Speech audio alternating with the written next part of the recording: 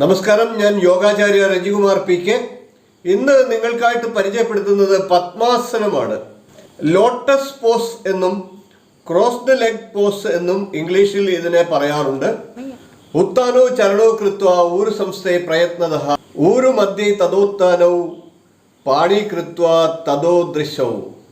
ഇത് യോഗി സാത്മാരാമൻ എഴുതിയ ഹഠയോഗ പ്രദീപികയിലെ 1-ാം അധ്യായത്തിലെ 45-ാം വാക്യമാണ്. ഇതിൽ പറഞ്ഞിരിക്കുന്നതാണ് പത്മാസനം. കാലുകൾ ക്രോസായിട്ട് വെച്ചിട്ട് പാദങ്ങൾ തുടയുടെ മുകളിൽ കയറ്റി വച്ചിരിക്കുന്നതിനാണ് പത്മാസനം എന്ന് പറയുന്നത്. ധ്യാനം ചെയ്യാൻ ഉത്തമമായിട്ടുള്ള ഒരു യോഗ പോസ്റ്റാണ് പത്മാസനം. ഇതം പത്മാസനം പ്രോക്തവും സർവവ്യാധി വിനാശനം എന്നാണ് ഹഠയോഗ പ്രദീപികയിൽ 1-ാം അധ്യായത്തിൽ 47-ാം ശ്ലോകത്തിൽ പറയുന്നത്. അപ്പോൾ അതിൽ നിന്ന് തന്നെ നമുക്ക് മനസ്സിലാക്കാം പത്മാസനത്തിൻ്റെ പ്രാധാന്യം. ഇതം പത്മാസനം പ്രോക്തവും സർവവ്യാധി വിനാശനം, എല്ലാ വ്യാധികളെയും എല്ലാ രോഗങ്ങളെയും വിനാശനം ചെയ്യുന്ന യോഗാസനമാണ് പത്മാസനം.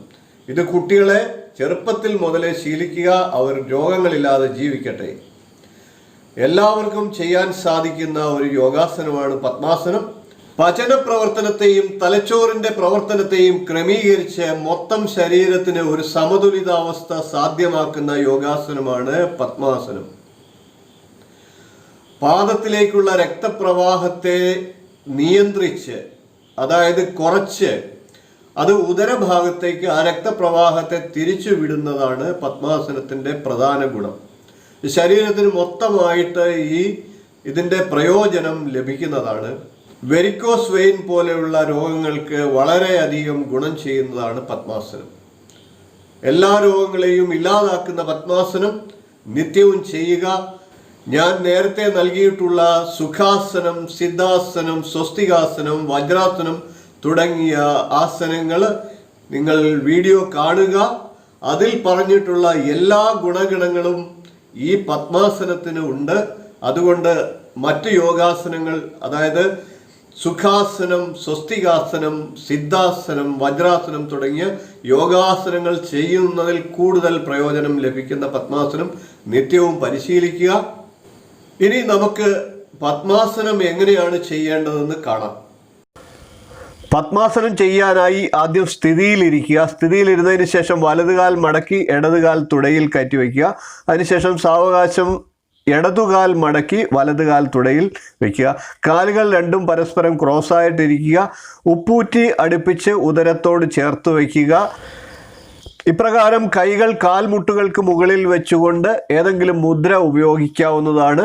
ഏറ്റവും അനുയോജ്യമായ ഈ യോഗാസനം ഏതെങ്കിലും ഒരു മുദ്രയിൽ ഇരുന്നു കൊണ്ട് സ്വസ്ഥമായി മനസ്സിനെ ഏകാഗ്രമാക്കി ധ്യാനത്തിലേക്കോ മന്ത്രജപത്തിലേക്കോ പോകാവുന്നതാണ്. അതിനുശേഷം കാലുകൾ ഓരോന്നായി പൂർവ്വസ്ഥിതിയിലേക്ക് കൊണ്ടുവന്ന് സ്ഥിതിയിൽ വരാവുന്നതാണ്. ആവശ്യമെങ്കിൽ വിശ്രമസ്ഥിതിയിലേക്കും പോകാം. പത്മാസനം ചെയ്യുമ്പോൾ ശ്വാസഗതി ശ്രദ്ധിക്കേണ്ടതില്ല. സാധാരണ ശ്വാസത്തിൽ സാവകാശം ചെയ്താൽ മതിയാകും.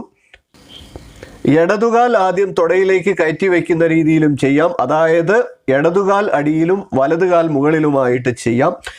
ഇതം പത്മാസനം പ്രോക്തം സർവവ്യാധി വിനാശനം എന്ന് ഞാൻ നേരത്തെ പറഞ്ഞു കഴിഞ്ഞു. നിങ്ങളുടെ കുട്ടികളെ നിങ്ങൾ നിർബന്ധമായും പത്മാസനം പരിശീലിപ്പിക്കുക. നാളത്തെ തലമുറ രോഗങ്ങളിൽ നിന്ന് വിമുക്തരായി ആരോഗ്യവാന്മാരാകട്ടെ. വീഡിയോ ഇഷ്ടപ്പെട്ടാൽ ലൈക്ക് ചെയ്യാൻ മറക്കരുത്. ഇനിയും ചാനൽ സബ്സ്ക്രൈബ് ചെയ്തിട്ടില്ലാത്തവർ ദയവായി സബ്സ്ക്രൈബ് ചെയ്യുക. ബെൽ ബട്ടണിൽ ഓൾ ക്ലിക്ക് ചെയ്താൽ ഞാൻ പോസ്റ്റ് ചെയ്യുന്ന എല്ലാ വീഡിയോകളും നിങ്ങൾക്ക് തത്സമയം നോട്ടിഫിക്കേഷനായി എത്തുന്നതാണ്. അടുത്ത വീഡിയോയുമായി നാളെ കാണാം. നമസ്കാരം.